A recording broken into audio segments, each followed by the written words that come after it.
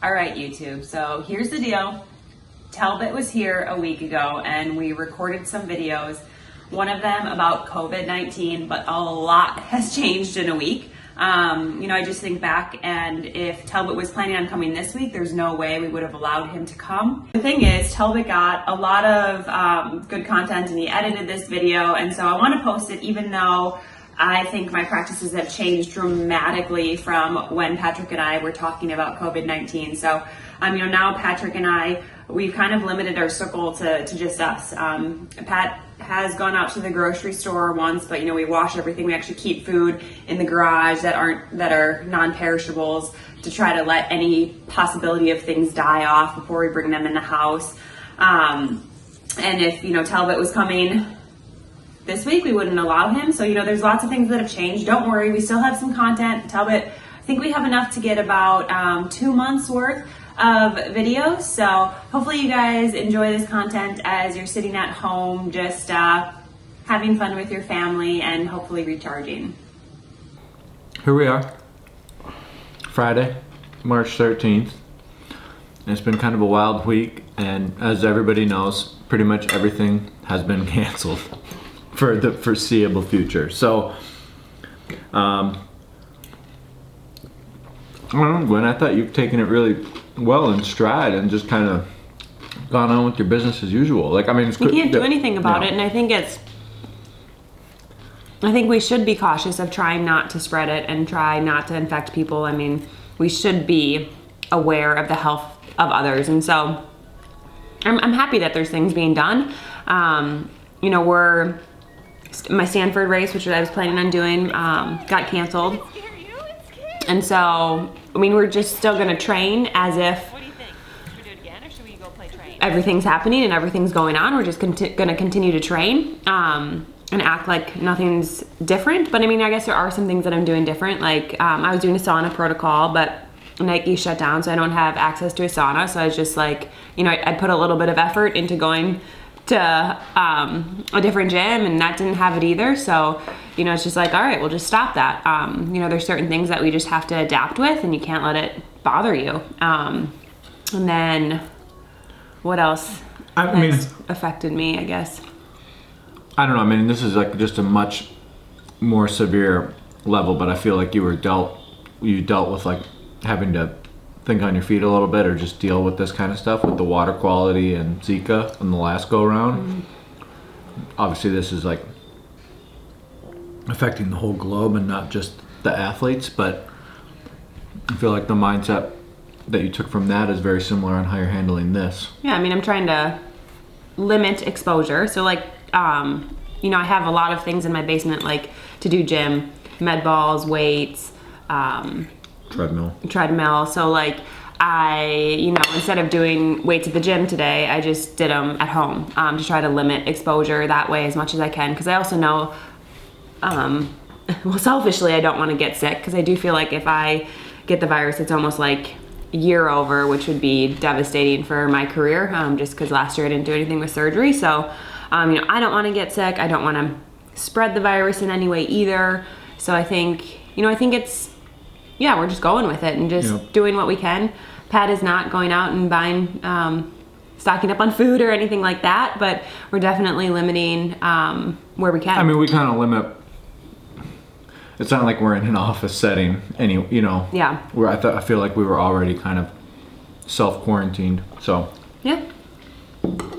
So one thing that is probably big is Gwen's not able to race the Stanford race. How has the Bowerman Track Club dealing with that?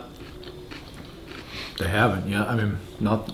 Yeah, there's talk of maybe setting something up on Nike campus, but I don't even know if that would be possible. Nike has shut down for 2 weeks, so we just don't know. So for us, we're just going to continue to train like we will race. And just, if it doesn't happen, it doesn't happen. If it does, that's awesome. So, yeah, right? Isn't that kind of just how we're taking it? That's all you can do. Yeah. I don't even know. Maybe Jerry just does a training session where you guys all run 8K at whatever pace or something. I don't know. Yeah, I still need to get the standard at some point. Of course, but, yeah. Yeah, so I don't know. It'll be interesting to see what happens. I think it's good that people are being hopefully respectful and knowing that this is for the well-being of others, and yeah. So what are a few things that you could encourage, I guess, yourself, fellow runners to do differently than probably like the top 3 or 4 things that what you're doing differently? Because of COVID? Yes. I think limit exposure when you can. So, you know, I'm really definitely no handshakes or like pictures with people, you know, kind of like cut out that stuff. I think everyone understands in this time period that it's for everyone's good to not be touching and interacting with people. And, you know, doing things at home when you can. Like, I can do gym on my own at home, so doing that. And then, you know, I'm also just shocked when I go places and like they're out of hand soap. It just makes me wonder, like, do people not normally wash their hands? I'm a little shocked by that, but I guess, you know, just like what everyone says, like, wash your hands, sanitize. Yeah, just be healthy like you always should. What do you think, Pat? Yeah, I think, and then, you know, trying a mindset of acceptance as well. And just be like, oh, I was training for Boston Marathon, that got moved to September, like, nothing I can do about it. I've got all summer to train, like, cool, you know, or, you know, just... Yeah, it's hard. I mean, yeah. It's very hard, It but I sucks, think yeah. you just have to keep remembering that it's for the health and safety of others. Yeah. Right? Just so, I mean, there's just stuff that's out of your control, so... So when dealing with things that are out of your control, do you just live like every day in like fear of this, or how do you deal with that or cope with that? You know, I'm thinking back now. I remember in triathlon, we had a race that was changed at like 2 a.m. the day of the race. They like sent out an email at 2 a.m. So we're all asleep, and they changed it from like 4 in the afternoon to like 8 a.m. or something. And I just remember waking up and I didn't have enough time to do all my warm up and everything. And my parents were actually driving down. They didn't have time to get there for the race. And so, you know, just kind of think back to that. And it's like in that moment, like you just control what you can control.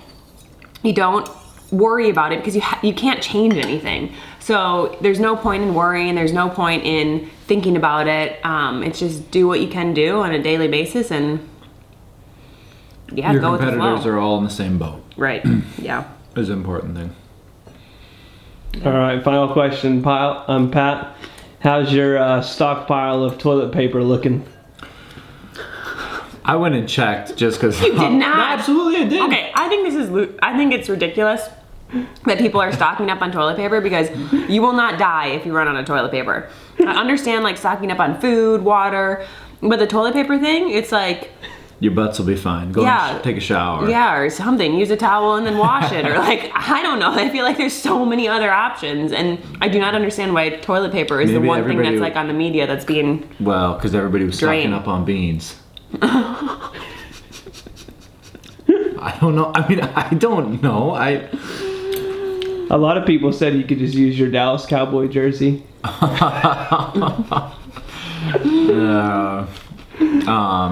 Yeah, but I think the important thing is like, it's like in sport, what I've learned is you have to be ready for multiple situations and multiple scenarios. It's like when you visualize a race, you don't only visualize yourself winning, like you visualize what happens when stuff goes wrong too.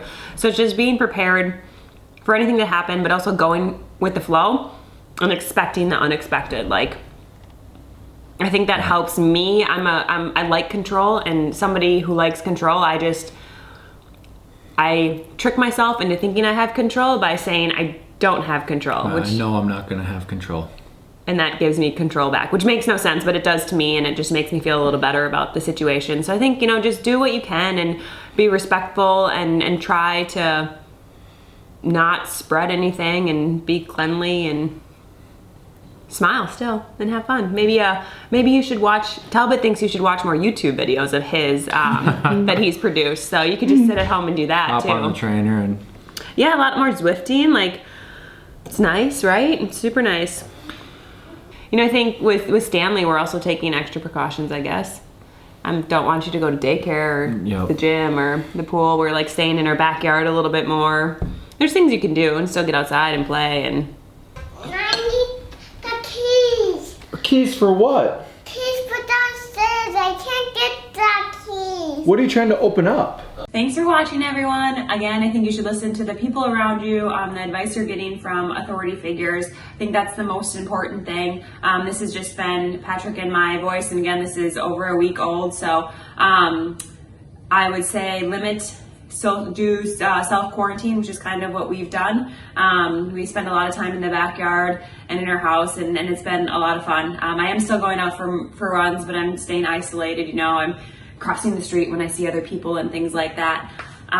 So yeah, this video was created a bit ago. Thanks for watching. The upcoming videos will hopefully keep you guys motivated during this time.